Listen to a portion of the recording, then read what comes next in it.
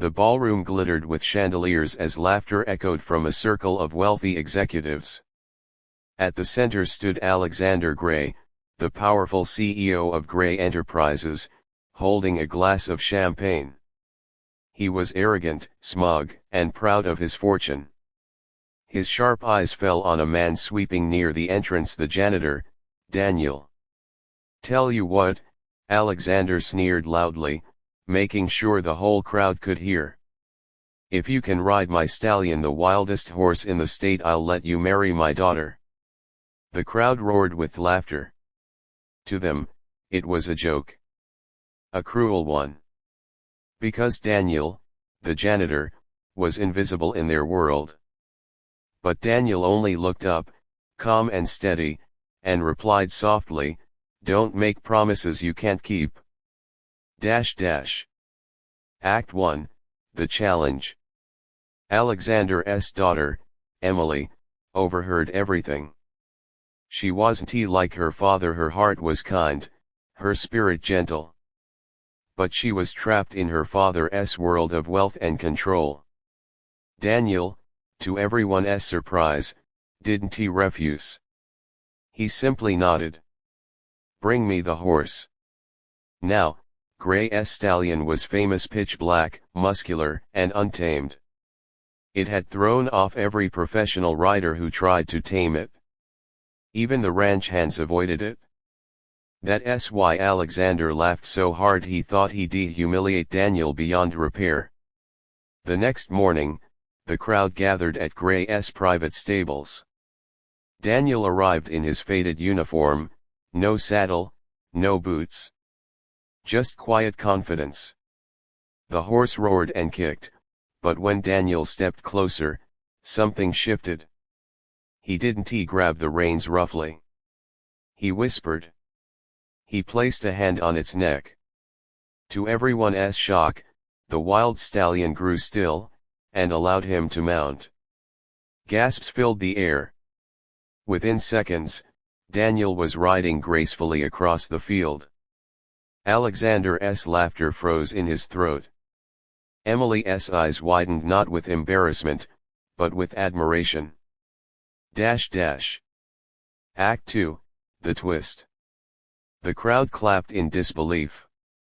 Daniel dismounted calmly, his eyes meeting Alexander's. "You made a promise," he said. But Alexander was not a man to lose. He forced a smile. "Clever trick, janitor. But marrying my daughter, that's not happening." Whispers filled the crowd. Some murmured that the CEO had gone too far. That's when Daniel pulled out something no one expected, an old pocket watch. Silver, engraved. He held it high. "This belonged to Richard Gray, your father," Daniel said firmly. The crowd stilled. Alexander's face turned pale. How do you have that?" Daniel took a deep breath. "Because I am Daniel Gray, your half-brother." Gasps erupted. Reporters, executives, and employees all leaned in. "When your father died," Daniel continued, "your lawyers erased me. My mother was a maid in his house. He left me nothing but this watch, and his love for horses. I swept floors to survive while you built empires. But I never forgot who I was." Emily covered her mouth in shock. The janitor wasn't just a janitor, he was family. Act 3, Emotional Climax. Alexander's arrogance cracked. For the first time, he was speechless.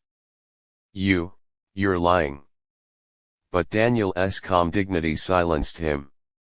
"The truth doesn't need your permission." Emily stepped forward. She looked at her father, then at Daniel.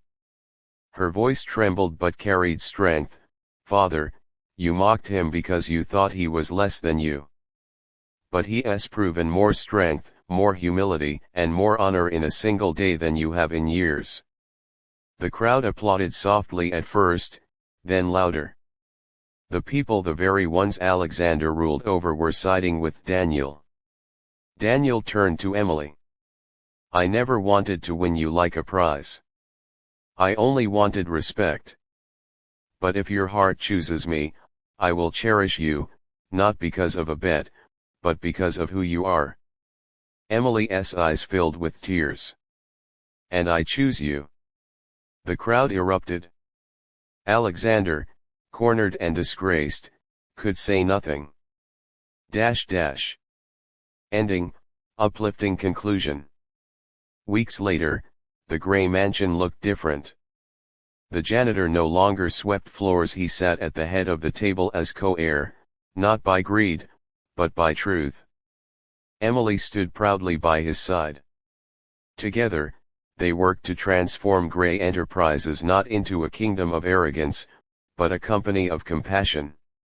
Workers received fair wages, families were supported, and the culture of cruelty faded. And the stallion, it remained loyal only to Daniel, a symbol of strength through gentleness.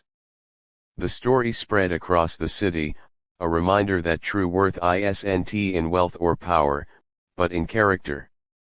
Daniel's final words echoed in people's hearts: never underestimate the quiet ones.